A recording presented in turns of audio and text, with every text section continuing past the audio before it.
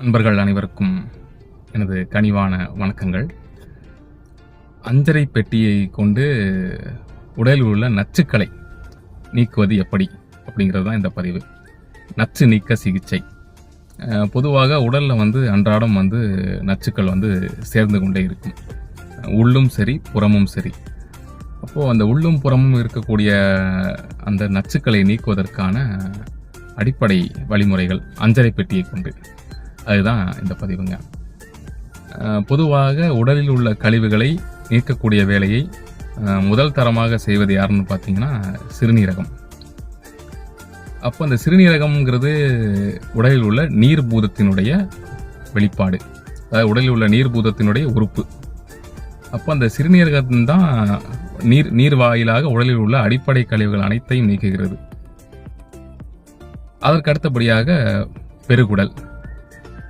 அனைத்திற்கும் மேலாக உடம்புல இயல்பாகவே டீடாக்சிஃபிகேஷன் அப்படிங்கிற செயலை செய்கிறது யார் அப்படின்னு பார்த்தீங்கன்னா கல்லீரல். அப்போ இது மூன்றையுமே பலப்படுத்தக்கூடிய ஒரு மருத்துவம் என்ன அப்படின்னு பார்த்தீங்கன்னா, தினமும் காலை மாலை ஆகிய 2 வேளைகளில் சீரகம், அதாவது 1 பங்கு சீரகம் எவ்வளோ எடுக்கிறீங்களோ அதில் அரை பங்கு சோம்பு இவ்வாறாக எடுத்துக்கொண்டு, இப்போ அதுக்கு அந்த அளவு எப்படி நிர்ணயிக்கணும் அப்படின்னா, உங்கள் உடலுக்கான அளவு உங்கள் உள்ளங்கை, இந்த உள்ளங்கையில் உள்ள இந்த பள்ளம் நிறைய நீங்கள் சீரகம் எடுத்துக்கொள்ளுங்க.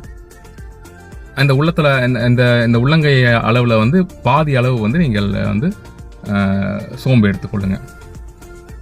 இவ்வாறாக நீங்கள் இதை நீரில் போட்டு நன்கு கொதிக்க வைத்து அந்த தண்ணீரை பருகணும். எப்படி கொதிக்க வைக்கணும் அப்படின்னா, 2 டம்ளர் தண்ணீர் கொதிக்க வச்சு அதில் இந்த சீரகம் சோம்பை போட்டு நன்கு அந்த கொதித்த அந்த நிறம் மாறியவுடன் அந்த நீரை இறக்கிடணும். எப்போ இறக்கணும் அப்படின்னு பார்த்தீங்கன்னா, அந்த அந்த தண்ணீருடைய அளவு, அந்த அளவு பாதியாக, அந்த 2 டம்ளர் தண்ணீருங்கிறது ஒரு டம்ளராக சுண்டணும். அவ்வாறாக சுண்டிய பிறகு அதை எடுத்துக்கொள்ளுங்கள். அதை இளம் சூடாக பருகுங்கள். பருகிறதுக்கு முன்னாடி அதில் ஒரே ஒரு ஸ்பூன் அளவுக்கு தேன் அதில் கலந்து கொள்ளுங்க. ஒரே ஒரு சிட்டிகை இந்துப்பு அதில் சேர்த்து கொள்ளுங்க. இந்த பானத்தை நீங்கள் பருகிட்டு வர்றீங்க அப்படின்னா சிறப்பாக உடலில் உள்ள நச்சுக்கள் நீங்கும்.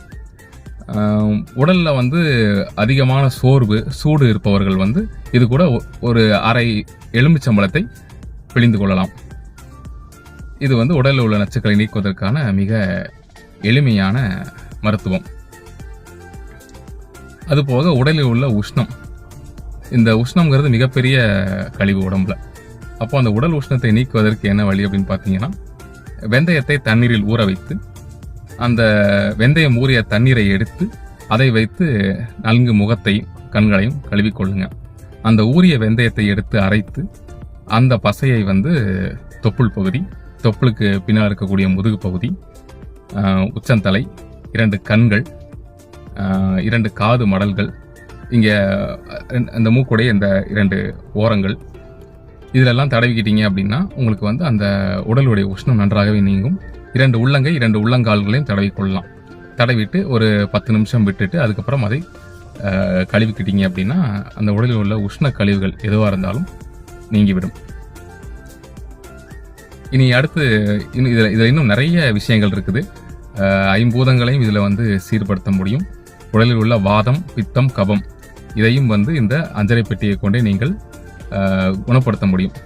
வாதம், பித்தம், கபம் இது 3ம் சரியான அளவில் இருக்கிற வரைக்கும் உடலில் நோய் இல்லை. ஆனால் இதுவே இதில் மாற்றம் ஏற்படுகிறது. வாதமோ பித்தமோ கபமோ கூடிவிட்டாலோ குறைந்து விட்டாலோ உடலில் நோய்.